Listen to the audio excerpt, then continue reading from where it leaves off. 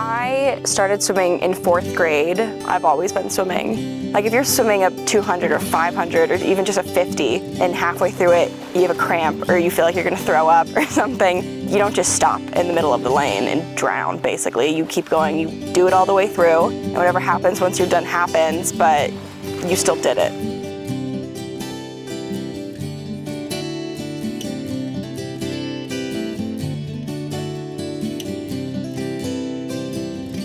When I heard I had leukemia, it felt like my whole body was cold, but then there was like a white hot rod kind of going down from top to bottom throughout my whole body.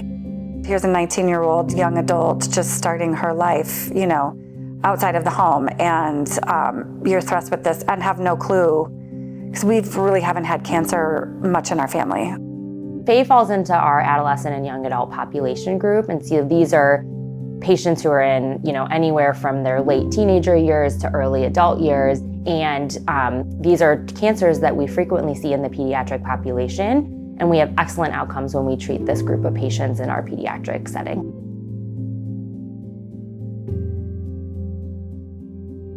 Adolescent and young adult oncology care is really a team-based approach. And so what you want is experts in all of these different areas and really care for the whole person.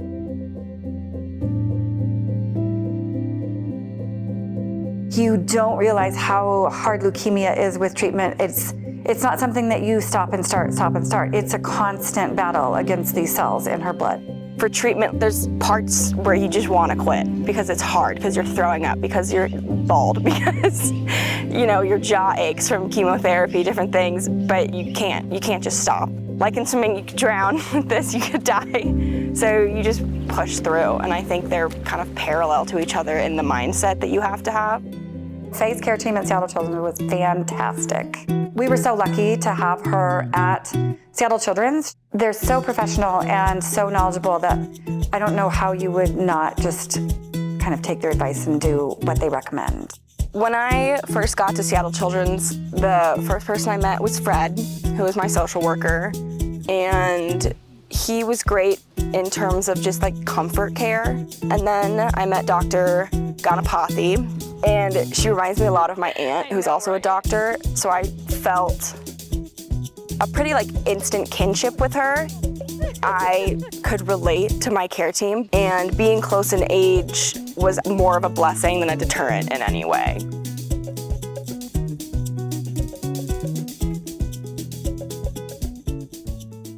One, two, three. Very big smile. There we go. It's just really incredible to see her thriving and living the life that she's meant to live.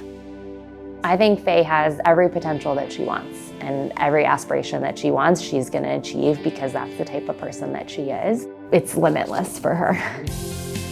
Much of my mental health growing up, I think, was connected to swimming and like kind of the quiet you feel, and just being back in that environment. Having not had it was really emotional. I mean, my mom started crying like immediately, and then I was crying a little bit, just because I think you're weighed down so much when you have cancer by everything going on, and in the pool you are literally weightless, and so it just felt like a burden was kind of being lifted. It's hard to believe that she has come as far as she has. She's strong, she has her hair, which is huge. I have to say it's because of the care that she got at the hospital. I'm extremely happy for her and super pleased. And if I think about it too much, I'll cry.